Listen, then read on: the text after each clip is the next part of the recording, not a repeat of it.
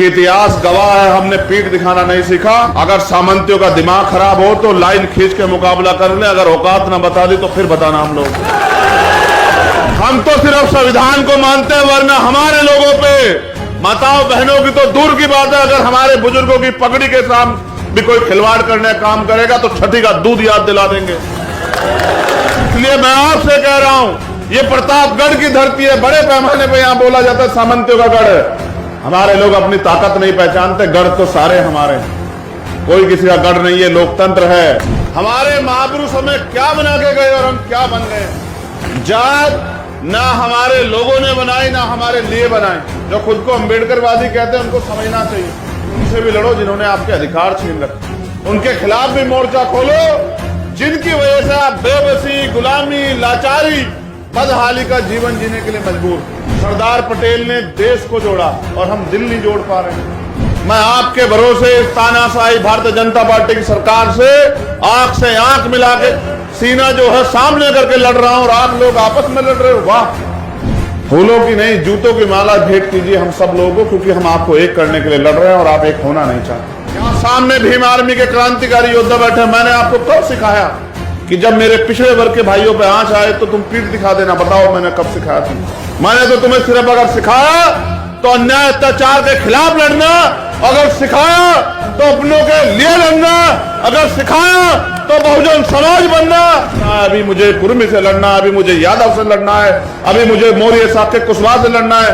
अरे जिनसे लड़ रहे हैं उनसे तो लड़ते नहीं हो। हम तो इसलिए चुप हैं क्योंकि बाबा साहब अम्बेडकर, तथागत बुद्ध और सरदार पटेल भी हमें इस देश को एकजुट बना के रखने के काम सिखा के गए। जब सरदार पटेल और बाबा साहब अम्बेडकर एक दूसरे को समझते थे और एक दूसरे को आगे बढ़ाने के लिए कंधे से कंधा मिला के लड़ रहे थे, तो उनके वंशज यहाँ किस बात की लड़ाई लड़ रहे हैं? भीम आर्मी का के कार्यकर्ता जो है जातिगत जनगणना हो इस आंदोलन के लिए अपने प्राणों का बलिदान देने से भी पीछे नहीं हटेगा। मेरा ये वादा है आप लोगों से।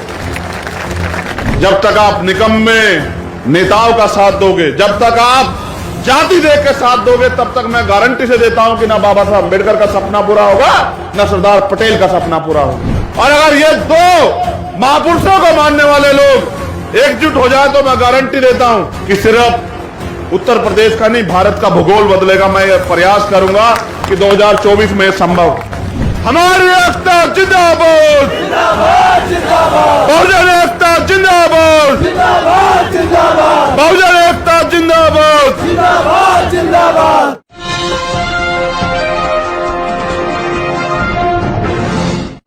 जय भीम, जय भारत, जय मंडल, जय संविधान।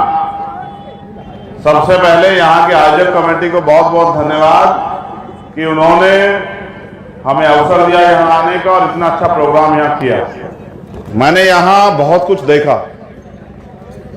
जब सरदार पटेल जी का नारा लगता है तो ये जो इधर बैठे नीले पटके पहने हुए चुप हो जाते हैं। इनको लगता है आपकी जात के नहीं। इनमें तो मैंने देखा जब डॉक्टर अंबेडकर जी के नाम का नारा लगता है ये तो जोर शोर से बेचारे लगा लेते हैं। अब मुझे नहीं पता है समस्या क्या है। मैं पूरे संघर्ष से जो समझ पाया, मैं उस पर आप बस 10 मिनट आपसे बात करूंगा। बाकी बात सम्मानित हमारे एमपी साहब ने, सरदार सेना के अध्यक्ष जी ने, हमारे सम्मानित विधायकों ने, हमारे साथी अमर सिंह जी ने और मेरी तरह नीरज भाई ने बस आपसे वही 2-4 अपीलें की, वही मैं आपसे करने वाला। बहुजन समाज में जो समय समय पे संत गुरु महापुरुष जन्मे, मैं उनको सबको नमन करते हुए, क्योंकि ये सरदार पटेल, महाराज सिंह भारती, बिरसा मुंडा, जिनका जयंती समारोह हम लोग मना रहे हैं, मैं इनकी जात से नहीं, इनके कर्मों से, इनके संघर्ष से इनको जानता हूं। जात ना हमारे लोगों ने बनाई ना हमारे लिए बनाई।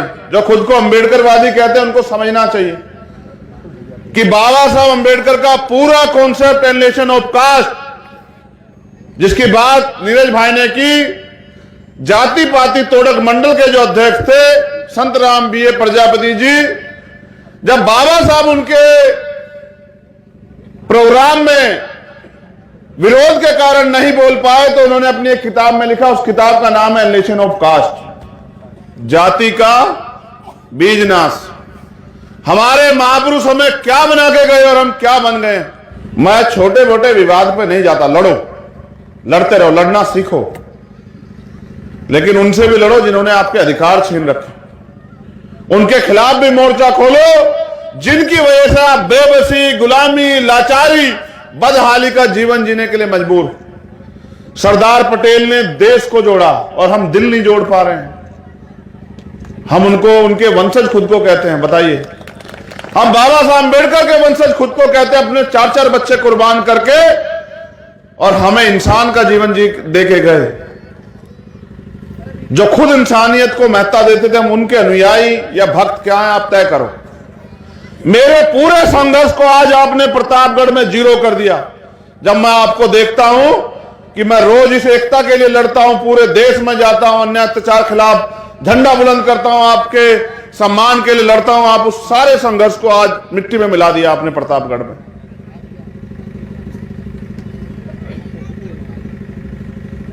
मैं अपना दर्द आपसे नहीं कहूं तो किससे कहूं, बताओ। यहां सम्मानित हमारी माताएं बहनें बैठी हुई हैं, बुजुर्ग बैठे हैं, नौजवान साथी बैठे हैं।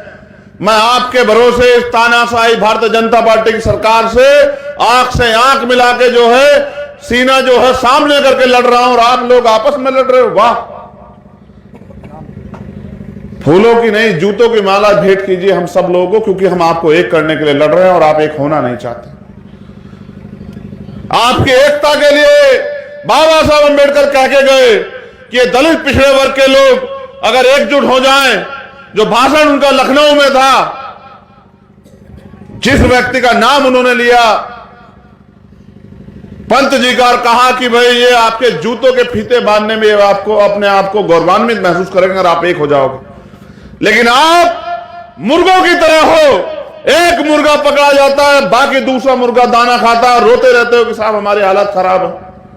या भीम आर्मी के सम्मानित नेता है हमारे इस मंच पे, आजाद समाज पार्टी के सम्मानित नेता हैं, यहां सामने भीम आर्मी के क्रांतिकारी योद्धा बैठे। मैंने आपको कब सिखाया कि जब मेरे पिछड़े वर्ग के भाइयों पे आंच आए तो तुम पीठ दिखा देना, बताओ मैंने कब सिखाया तुम?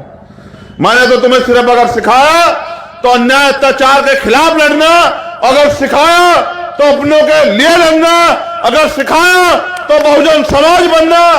मैंने आपको कब जातियों में बैठने के लिए कहा? लेकिन अगर आप जातियों में बैठ के महापुरुषों का सम्मान करते हैं तो आप महापुरुषों के विचारों का कत्ल करते हैं और मेरे संघर्ष का कत्ल करते हैं। और जब आप मेरे संघर्ष का कत्ल करते हैं तो मुझे दुख है कि मैं अपने लोगों को समझाने में कामयाब नहीं हो पा रहा। मैं खुद गया बिहार, जब बिहार में वो जो गठबंधन बन ही नहीं सकता था वो बना रहा काफी लंबे समय, जहां खींचतान होती रही, और जब वो गठबंधन टूटा और एक नेचुरल अलायंस बना, मैं खुद जो है मुख्यमंत्री जी को धन्यवाद देने के लिए गया और ये कह गया उनसे कि आप मुख्यमंत्री जी आगे बढ़िए, हम आपको केंद्र की सत्ता पे ले जाकर स्थापित करेंगे, सरदार पटेल का, बाबा साहब अम्बेडकर का सपना पूरा करेंगे। और पूरे देश में हमारा संगठन है, और आप जानते हैं तमाम लोग जो साथी मुझे देखते हैं या भीम आर्मी आजाद समाज पार्टी काम को देखते हैं कि हम यहां राजनीतिक विरासत अपने माथे पे सजाने के लिए, देश को बचाने, भारतीय संविधान को मजबूत बना के रखने, उसको लागू कराने की लड़ाई को लड़ रहे हैं। जिनका राज होता है वो जातिगत जनगणना के लिए सम्मेलन नहीं करते। इस देश में हमारा राज नहीं, वोट हमारी है। हमारे महापुरुष कह के गए कि वोट हमारा, राज तुम्हारा नहीं चलेगा, नहीं चलेगा।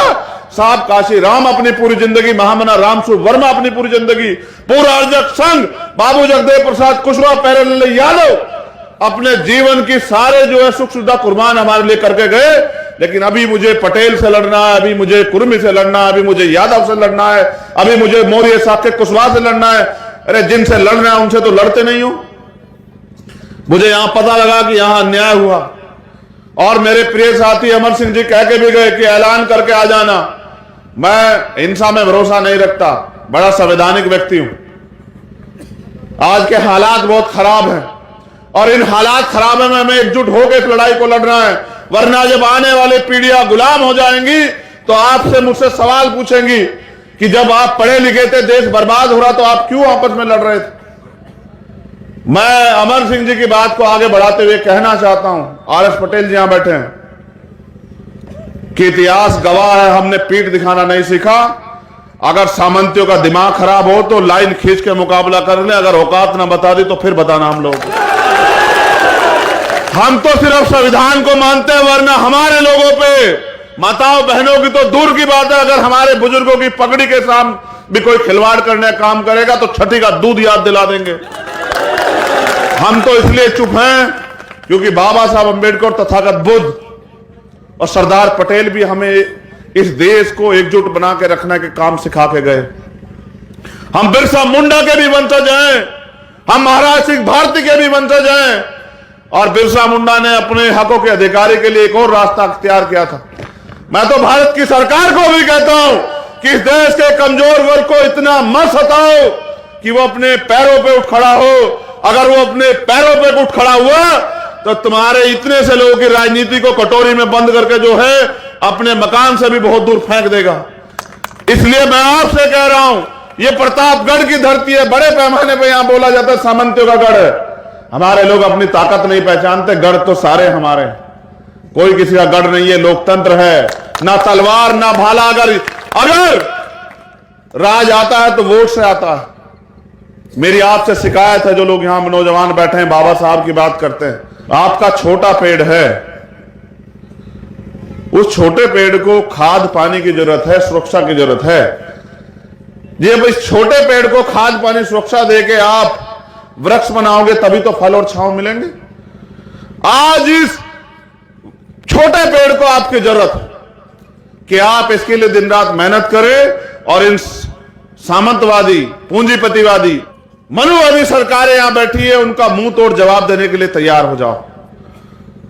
क्या लगाना चाहते हो यहां? बाबा साहब का बोर्ड, सरदार पटेल साहब का बोर्ड, उनके विचारों पर मतलब चलना। जब सरदार पटेल और बाबा साहब अंबेडकर एक दूसरे को समझते थे और एक दूसरे को आगे बढ़ाने के लिए कंधे से कंधा मिला के लड़ रहे थे, तो उनके वंशज यहां किस बात की लड़ाई लड़ रहे हैं? तमाशा मत बनाओ कि दो लोग तुम्हारा तमाशा देखें और मजाक बनाएं और हंसे और तालियां बजाएं कि देखो हमने इनको गुलाम बना के रखा और गुलाम आपस में लड़ रहे हैं। आपकी जिम्मेदारी यह है कि मिलकर उनसे लड़ो जिन्होंने आपके अधिकार छीन रखे हैं। मैं आदरणीय एमपी साहब से वादा करता हूं कि आपको सर्वप्रथम, आपको और आपकी सरकार को यह बधाई कि आप जातिगत जनगणना करा रहे हैं बिहार में। यह बड़ा ऐतिहासिक कदम है और यह होना भी चाहिए। आपसे तो उम्मीद की जा सकती है, लेकिन मैं फिर आपसे कह रहा हूं कि आप इस आंदोलन को तैयार करके आवाज दो। भीम आर्मी का के कार्यकर्ता जो है जातिगत जनगणना हो, इस आंदोलन के लिए अपने प्राणों का बलिदान देने से भी पीछे नहीं हटेगा। मेरा यह वादा है आप लोगों से। यह लड़ाई इस देश में शोषितों को शासक बनाने की लड़ाई है और मेरे कंधों पे बड़ी जिम्मेदारी। आज मैं यहां अगर खड़ा हूं तो आप लोगों की देन है, लेकिन मैं आपसे पूछता हूं कि मुझसे क्या उम्मीद करते हो कि ये फाइलें मेरे हाथ में पकड़ाते रहो और मैं अधिकारियों को फोन करता रहूं? ये लोकतंत्र है, आपके हाथ में ताकत है। आपको तय करना है कि आपको आर.के. वर्मा चाहिए या वो सामंती चाहिए जो आपकी बहन बेटियों की तरफ गलत निगाह से देखना है। आपके फैसला ये आपको आज लेना पड़ेगा। किनके लिए तालियां बजाते हैं? 69,000 शिक्षक भर्ती होती है, 18,000 पद खा जाते हैं और तमाम नेता चुप रहते हैं। दलित पिछड़ों के अधिकार छिन जाते हैं। आज चिन्हित करके माइनॉरिटी के लोगों पे जो है बुलडोजर चलाया जाता है और सब लोग चुप है। जब तक आप निकम्मे नेताओं का साथ दोगे, जब तक आप जाति देख के साथ दोगे, तब तक मैं गारंटी से देता हूं कि ना बाबा साहब अंबेडकर का सपना पूरा होगा, ना सरदार पटेल का सपना पूरा होगा। और अगर ये दो महापुरुषों को मानने वाले लोग एकजुट हो जाए तो मैं गारंटी देता हूं कि सिर्फ उत्तर प्रदेश का नहीं, भारत का भूगोल बदलेगा। मैं यह प्रयास करूंगा कि 2024 में संभव हो। मैं फिर एमपी साहब से कहता हूं कि कहिए, करें ऐलान, बिहार के आदरणीय मुख्यमंत्री, हम देंगे सामंतशाही सरकार को जवाब और भेजेंगे उनको दिल्ली। वो करें ऐलान, हम सब लोग उनका साथ देने के लिए साथ है। हाथ उठा के बताओ, साथ दोगे या नहीं दोगे बताओ। उनके कार्यों की वजह से लोग उनसे बहुत प्यार करते हैं, मैं भी उनका दिल से सम्मान करता हूं। वो गलत पाले में थे तो उनके से विरोध भी दर्ज कराता, ये लोकतंत्र है। लेकिन मैं आपसे उम्मीद करता हूं, प्रतापगढ़ के लोगों, अगर वास्तविकता में इस लड़ाई को लड़ना, सरदार सेना के लोगों, भीम आर्मी के लोगों, अगर इस लड़ाई को लड़ना है तो एक दूसरे के हाथ पकड़ो, टांग मत पकड़ो। आपकी एकता ही हमें ताकतवर बना सकती है, वरना फिर एक मरेगा, दूसरा तमाशा देगा, फिर दूसरा मरेगा, तीसरा तमाशा देगा, ये खेल चलता रहेगा। आज बेरोजगारी, महंगाई, भ्रष्टाचार, तमाम सब चीजें जो है चल रही हैं, क्योंकि सब सत्ता के बदौलत है। आपके आने वाली पीढ़ियों का इस देश में क्या होगा? संविधान की रक्षा की बात करते हो, संविधान की रक्षा संसद से होगी, और ये मौका 2024 में आपके पास आ रहा है, और आपको तय करना है कि आपको आरएस पटेल चाहिए या पटेल के नाम पर जो ठेंगा दिखाने वाले लोग हैं वो चाहिए। ये आपको तय करना है। एक तरफ वो लोग हैं जो लड़ना चाहते हैं और एक तरफ वो लोग हैं, देखो मीडिया तो पूरे देश में बहुत सारा, नीरज पटेल को ही क्यों प्यार करते हो बताओ? ये तो यूट्यूब से चलाते हो आप पे, तो टीवी वाला मीडिया, फिर नीरज पटेल को क्यों प्यार करते हो? उसका कारण मात्र एक है कि जो लड़ रहा है उसका साथ दो। और मैं धन्यवाद देता हूं यहां की सरदार सेना की टीम का कि उन्होंने मुझे अवसर दिया, लेकिन इस अवसर को एक दिन में नहीं छोड़ना है। इस अवसर को आखिरी पायदान तक लेके जाना और तब तक लड़ना है जब तक या तो हम, जैसे हमारे यहां कहते हैं भीम आर्मी के लोग, विजय या वीर गति, क्या तो हम जीत नहीं जाते या फिर हमें जो है बलिदान प्राप्त नहीं हो जाता, तब तक हमें लड़ना है। और हमारी लड़ाई उस विचार से है जो इस देश में कमजोर वर्ग के लोगों को अधिकारों से वंचित रखना चाहता है।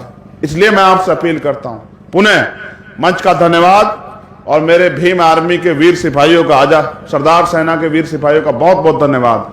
लेकिन याद रखो, इतिहास आपसे सवाल करेगा कि जब इस देश को बर्बाद करने के लिए भारतीय जनता पार्टी के लोग घूम रहे थे और थोड़े थोड़े अवसर देके आपको लूटने का काम कर रहे थे, तब भीम आर्मी सरदार सेना के लोग क्या कर रहे थे? अगर तुम आपस में नहीं एकजुट हो पा रहे हो तो फिर क्यों उम्मीद करते हो कि समाज एकजुट हो जाए?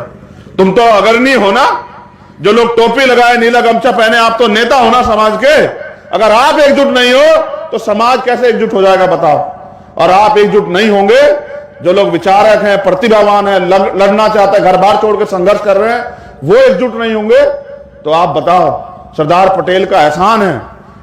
और मैं वादा करता हूं, मैं खुद सरदार पटेल का वंशज हूं। जब मैंने उनको जाना, पढ़ा, तब मुझे एहसास हुआ कितनी गंभीरता थी। वो चाहते तो हट कर जाते कि प्रधानमंत्री बने, लेकिन उनका त्याग इस देश के प्रति था, इसलिए हम उनको याद कर रहे हैं। और हम जयंती समारोह किनका मना रहे हैं? जिन्होंने अपने लिए नहीं, समाज के लिए जिए, देश के लिए जिए। आप अपने लिए जीने वालों को कौन याद रखता है बताओ? तो एहसान फरामोश समाज और व्यक्ति, देश पे कलंक होता है, समाज पे भी कलंक होता है। आप कलंक मत बनो। मैंने आपको लड़ना सिखाया, हर होने वाले अन्याय के खिलाफ लड़ो, और किसी भी बहन, कोई भी मां, किसी भी जाति को उसका अपमान हो तो उसकी ढाल बन के लड़ो। ये आपकी ताकत है, ये सिखाया हमें बाबा साहब अम्बेडकर ने। तो बहुत बहुत धन्यवाद, मंचाश्रीन सभी साथियों का धन्यवाद। जय भीम, जय भारत, जय मंडल, जय संविधान, जय सरदार। हमारी एकता जिंदाबाद, बहुजन एकता जिंदाबाद, बहुजन एकता जिंदाबाद। मैं यहां आपसे कह रहा हूं, एकजुट हो जाओ। ये मेरा पैर हिला रहा है कि फोटो खिंचवा दो। फोटो से कोई लड़ाई नहीं जीती जाएगी। आप मैदान में उतरो, लड़ेंगे भी, जीतेंगे भी, और महापुरुषों का सपना पूरा करेंगे। प्रतापगढ़ के और यहाँ के आसपास के सभी साथियों का भीम आर्मी के धन्यवाद।